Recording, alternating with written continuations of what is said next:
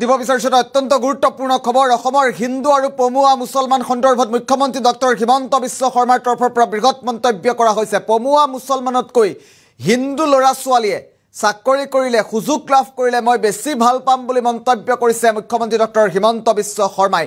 পমুৱা মুছলমান সন্দৰ্ভত হিন্দু সন্দৰ্ভত নতুনকৈ কি বিস্ফোৰক মন্তব্য কৰিছে ৰাজ্যৰ মুখ্যমন্ত্ৰীগৰাকীয়ে এই মুহূৰ্তত জনাৰ চেষ্টা কৰিম। ব্ৰেকিং নিউজ ৰাজ্যৰ উদ্যোগিক বিকাশৰ সুযোগ লওক হিন্দু যুৱক যুৱতীয়ে এই মন্তব্য কৰিছে হিমন্ত বিশ্ব শৰ্মাই। অসমৰ মিয়া ল'ৰা ছোৱালীয়ে ভৰ্তি হৈ আছে কেৰেলা বাংগালুৰু।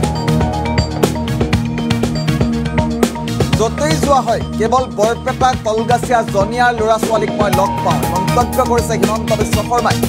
পমুৱা মুছলমানৰ ঠাইত হিন্দু ল'ৰা ছোৱালীয়ে সুযোগ ল'লে বেছি ভাল পাওঁ।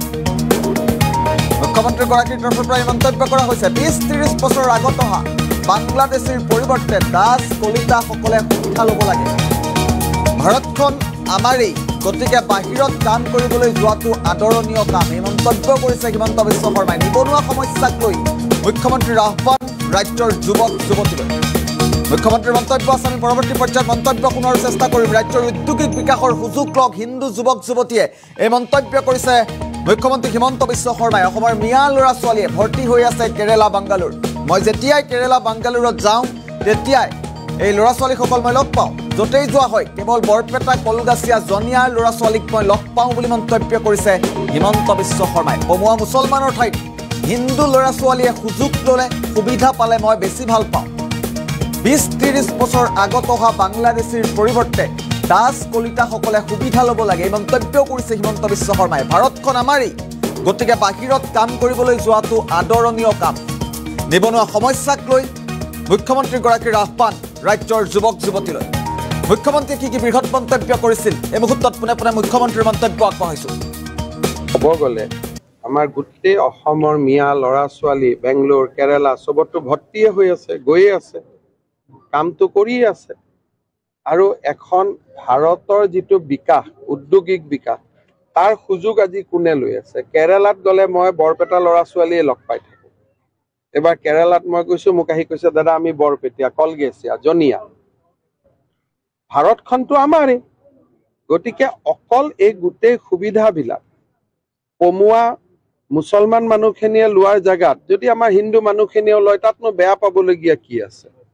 গতিকে সেইটোতো আদৰণিহে জনাব লাগে যে আমাৰ মানুহে গৈছে বাংগালুৰুত গৈছে কাম কৰিছে। চল চক্ৰান্ত কৰি চাকৰি দিম বুলি বোলে মানৱ সৰবৰাহ কৰিছে তেতিয়া বেলেগ কথা।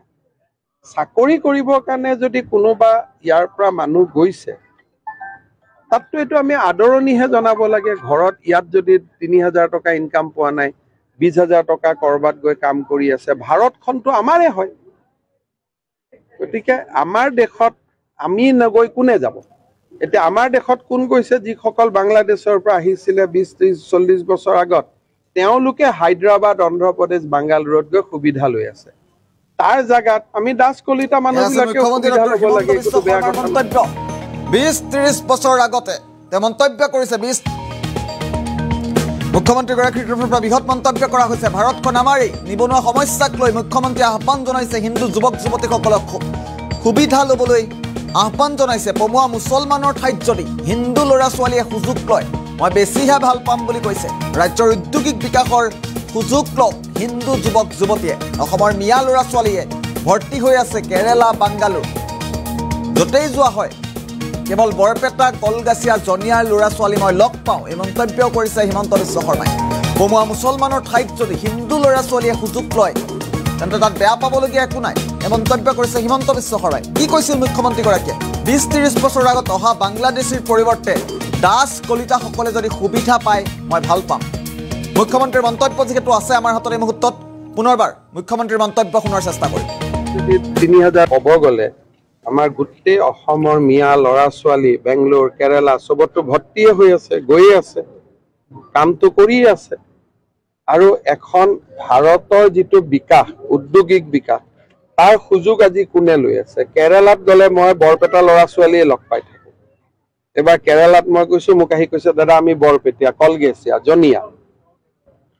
ভাৰতখনতো আমাৰেই, গতিকে অকল এই গোটেই সুবিধাবিলাক পমুৱা মুছলমান মানুহখিনিয়ে লোৱাৰ জেগাত যদি আমাৰ হিন্দু মানুহখিনিয়ে লয় তাতনো বেয়া পাবলগীয়া কি আছে? গতিকে সেইটোতো আদৰণিহে জনাব লাগে যে আমাৰ মানুহে গৈছে, বাংগালোৰত গৈছে, কাম কৰিছে, চল চক্ৰান্ত কৰি চাকৰি দিম বুলি বোলে মানৱ সৰবৰাহ কৰিছে, তেতিয়া বেলেগ কথা। চাকৰি কৰিবৰ কাৰণে যদি কোনোবা ইয়াৰ পৰা মানুহ গৈছে, তাততো এইটো আমি আদৰণিহে জনাব লাগে। ঘৰত ইয়াত যদি ৩,০০০ টকা ইনকাম পোৱা নাই, ২০,০০০ টকা কৰবাত গৈ কাম কৰি আছে, ভাৰতখনতো আমাৰে হয়। গতিকে আমাৰ দেশত আমি নগৈ কোনে যাব? এতিয়া আমাৰ দেশত কোন গৈছে? যিসকল বাংলাদেশৰ পৰা আহিছিলে ২০, ৩০, ৪০ বছৰ আগত, তেওঁলোকে হায়দৰাবাদ, অন্ধ্ৰপ্ৰদেশ, বাংগালোৰত গৈ সুবিধা লৈ আছে। তাৰ জাগাত আমি দাস কলিতা মানুহবিলাকেও সুবিধা ল'ব লাগে, একোতো বেয়া কথা নহয়। ক'ব গ'লে আমাৰ গোটেই অসমৰ মিয়া ল'ৰা ছোৱালী বেংগলোৰ, কেৰালা চবতো ভৰ্তিয়ে হৈ আছে, গৈয়ে আছে, কামটো কৰিয়ে আছে।